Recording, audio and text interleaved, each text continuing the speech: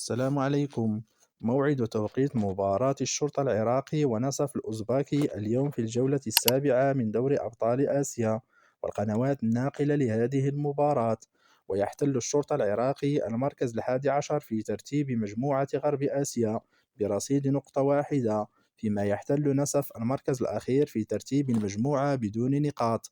وسيحتضن ملعب الاستقلال هذا اللقاء بين الشرطة العراقي ونسف الأوزباكي اليوم الاثنين 9 فبراير 2026 في تمام الساعة 2:45 زوالا بتوقيت المغرب والجزائر وتونس، 3:45 بتوقيت مصر، 4:45 عصرا بتوقيت العراق ومكة المكرمة. وستنقل هذه المباراة على قناة بي إن سبورتو بتعليق عبد الله الغامدي، وكذلك ستنقل على قناة الكأس 8 إن شاء الله.